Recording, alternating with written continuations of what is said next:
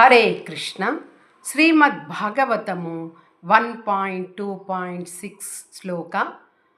సవై పుంసాం పరో ధర్మః యతః భక్తి అదోక్షజే అహైతుకి అప్రతిహత యయాత్మా సుప్రసీదతి. భావం: అదోక్షజుడైనటువంటి శ్రీకృష్ణ భగవానుని ప్రేమపూర్వకమైన భక్తియుత సేవ చేయడము అనేది మానవులమైనటువంటి మన ఏకైక ధర్మముగా ఉన్నది.